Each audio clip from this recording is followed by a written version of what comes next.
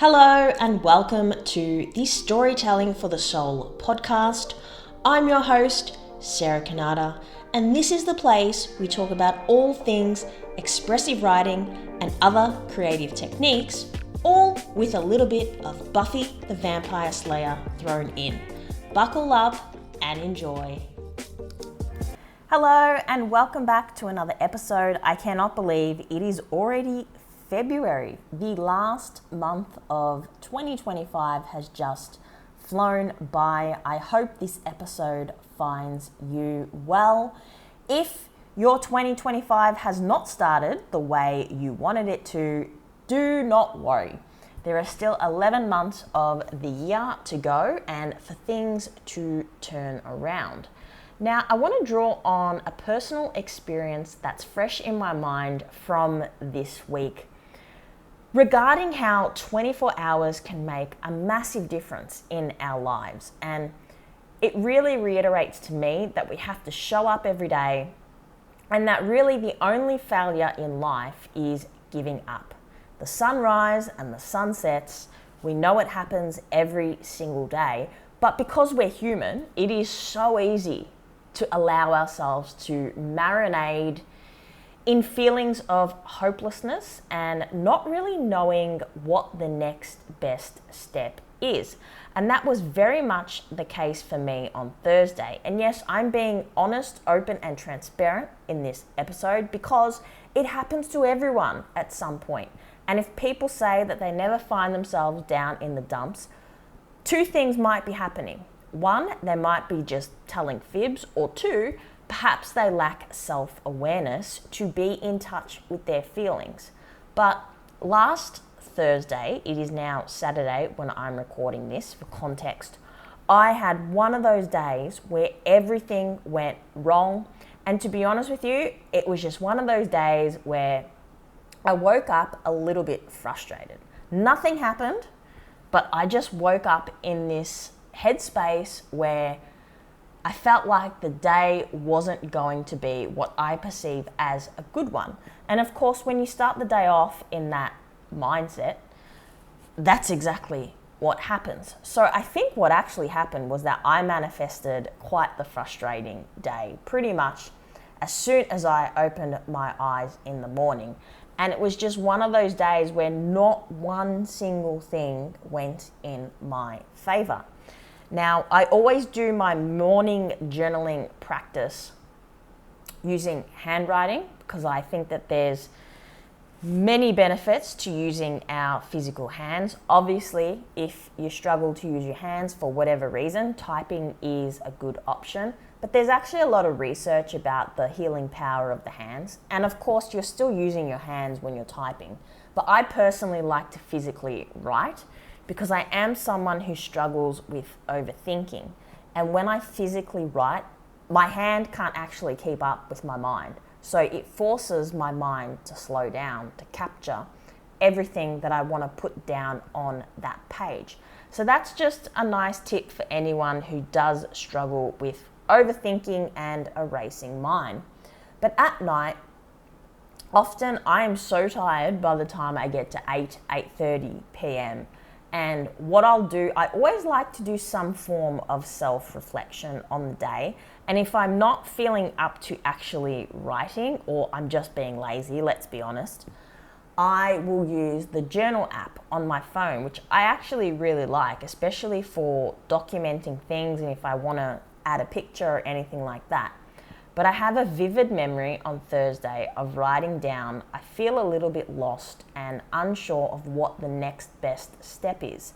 Now, that comment or reflection was in relation to one very specific aspect of my life, which I'm not going to share because it really doesn't matter.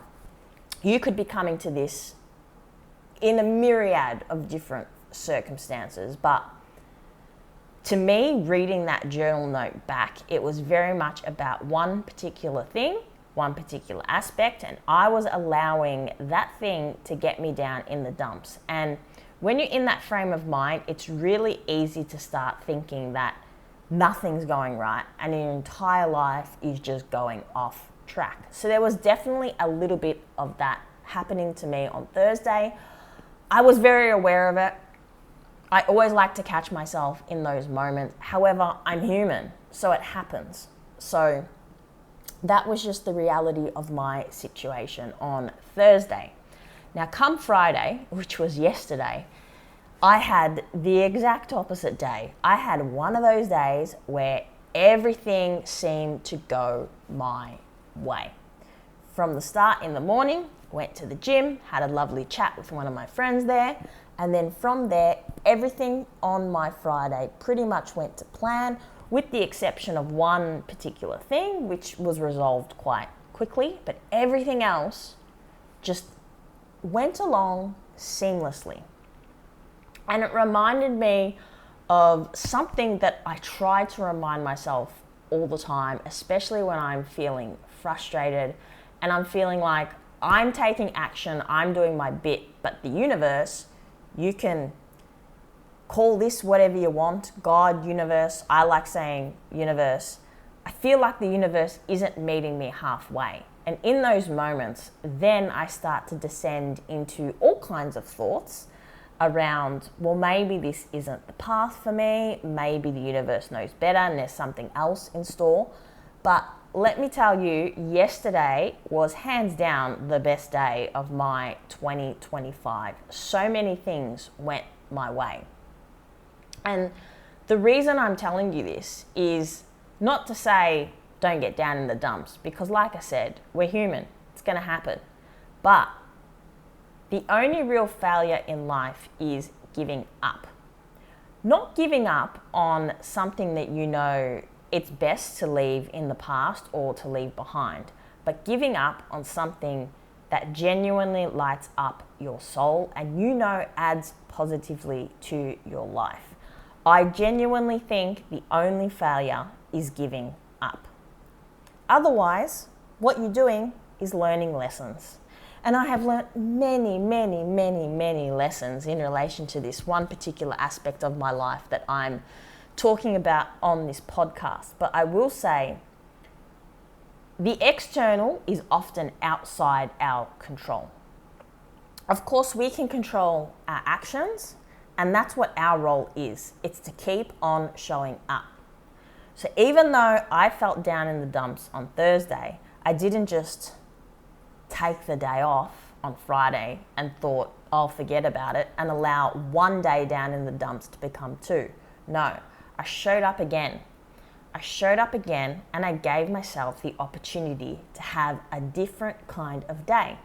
And I did. So I'm going to keep this episode short and sharp. I hope that there's something of value in what I have just said. I'm sure it will be very relatable. Many of the people who I know listen and who follow my work, they are often women over 35 juggling multiple things in their life, whether that's kids, elderly parents, a relationship, a business, a job. Doesn't matter what it is. They're often juggling multiple things because the reality is, as we get older, life almost always gets more complicated. So I will leave you. If you would like to work with me, either one-on-one or via my subscription service, which is low cost, and I've basically built that for those of you who want to test out journaling the way that I teach it, which is not standard journaling. It's basically combining journaling with other body-based approaches. If you want to test that out, it's only $11. I'm talking Australian dollars here. My 3-month Soulful Steps program only now has one spot left, which is really exciting. So if you don't want to miss out on that, it is for a limited time, thanks to a New Year offer, 50% off. You can choose a payment plan of 3 payments of $250 or one upfront payment of $750. And then of course I have single sessions as well. Check out my website. Feel free to drop me an email. So my website is sarahkanata.com. Sarah is spelled S-A-R-A-H. Kanata is C-A-N-N-A-T-A. My email address is info@sarahcanada.com. Obviously the same spelling for my name. I'm going to leave it there and I will chat with you next week.